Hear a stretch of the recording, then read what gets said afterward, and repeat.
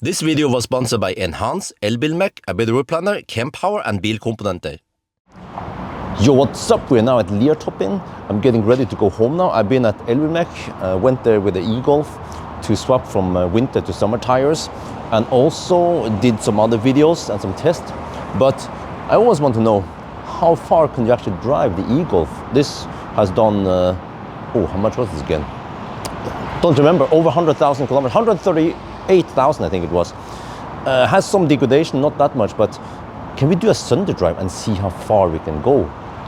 All right, there is a slight advantage, which is that Liertoppen is on a little hill, but then we have headwind on the way down. So I think it should be relatively even, right? And also, yeah, we have the winter tires with us here. So we are charging right now. This system is quite primitive. It doesn't show you how many percent you have, how fast you're charging. I see on car scanner that we are charging at around 3.5 kilowatt. Yeah, the DC link power is only, or it makes only sense when you're driving, not when you're charging. But also, I don't know exactly how many percent we have. According to the Ioniq app, we should be at 95 or something, or let me see here. 97%. Yeah, but unfortunately we are getting punished because we are charging past 80%. Then there is a 1 NOK per minute. So actually we received 2.8 kilowatt hour and it costs 32 kroner. So that's over 10 NOK per kilowatt hour. Oh shit! Okay, whatever. Yeah, but it shouldn't last too long now until we are done. But here, what, really? Is this true? Can we go 162 kilometers? How low can we go? Can we go lower than 100 watt-hour per kilometer? I know this e-Golf is efficient. Well, there's only one way to find out. Okay, we're done charging. It says 96% here.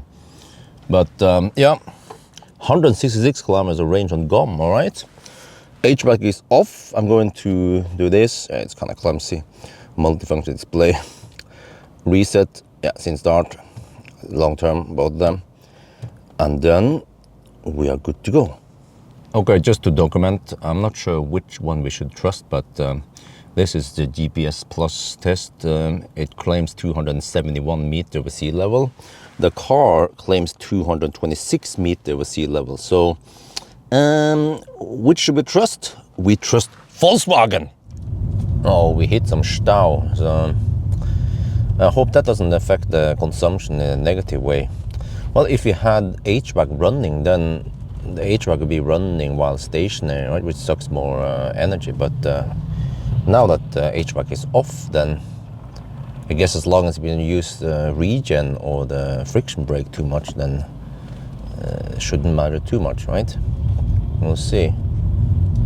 We are a little bit north of Oslo and there's still stau over here. Well, 4 in the afternoon. I hope I can get over to the kindergarten before they close at 5. But yeah, so far the consumption is 125 watt-hour per kilometer. Well, it's not as good as Ioniq, is it? But still okay, right? Yeah, I just wonder how much the stau has affected us. So we have 98 kilometers of range left.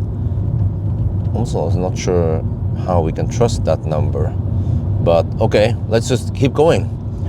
That's right, we are now at Kløfta. Time is not too bad, 16:36. Have to go home and dump some tires, well, wheels, and put in the car seat. But yeah, so far, 125 watt-hour per kilometer. We've done 67 kilometers. We have, how much is this? Not sure. According to the car scanner, around 60% battery left. Okay, well, wow. Can we go 150 kilometers? Okay, at least 130, right? We are now in Jessheim. I just dumped the wheels at home and then pick up the car seat. And yes, over here we are at 186 meter over sea level. So we had around 40 meter downhill advantage, but then the headwind disadvantage and the stau disadvantage. All right, so now I'll pick up Isabel. What is that now? 75 kilometers done. Ooh, 125 watt-hour per kilometer. I wonder if you can go lower with e-Golf. Maybe if it will be warmer outside. It's only 11.5 degrees today. I pick up Isabel, we went grocery shopping, and now I'm driving a final loop to get back home. Yeah, Isabel is here with me. Yeah, good girl. So just a short loop. Seems like she likes riding with daddy anyway, huh, Isabel? Yeah, and she likes looking at airplanes. All right, I put Isabel at home now, doing the final run. 133 kilometers done, and then how much juice do we have left? Ich weiß nicht, but 13 kilometers of range left. Well, we're back home again. I don't want to go too deep. We have barely any power left. Turtle mode has kicked in. We have 5 kilometers of range left, and we drove 142, so that's 147 if we extrapolate. And then consumption 128 watt hour per kilometer. And if we look at car scanner here, let me see. If this goes to 8.8%, I think that's what it was, right? That would be 0% in the 0 mile test. So we are quite low there. We have what? Huh?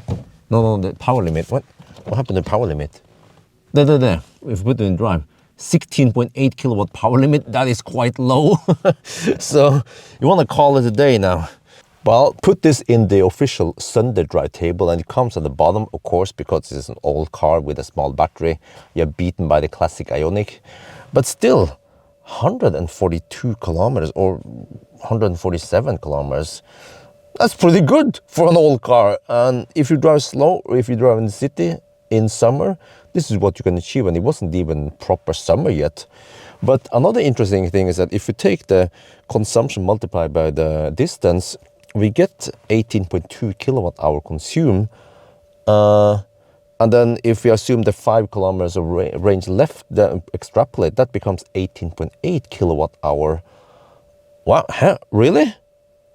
Previously I measured 17.3 kilowatt hour, but it was colder and the battery was colder. This time the battery was 18 degrees Celsius, but you see that the maximum energy at the car scanner report is 18.6 kilowatt hour roughly. So maybe we actually have 18.6 kilowatt hour, and the remaining kilometers will drop like a rock once we go almost to the end. Wow, okay, in that case, it means that we actually have pretty low degradation in this battery. Hallelujah! You know, I should test when it's even warmer, when it's 20-25 degrees Celsius, and maybe do another Sunday drive and see how far we can go, and also how many kilowatt hour you can actually get out of the battery. Maybe I should on purpose fast charge, hammer one cycle and then fast charge it up so I have 30 degrees Celsius in the battery. Then that should give us the best result. Or, you know, the warmer the battery is, the higher the voltage is at the end or whatever, right? And then we should get more energy out of the battery. Okay. But anyway, it was an interesting test to see how this awesome old German tech can perform, right? Das Auto, yeah. So that's going to be it for now. Hope you guys enjoyed this video. As always, thank you for watching and talk to you later.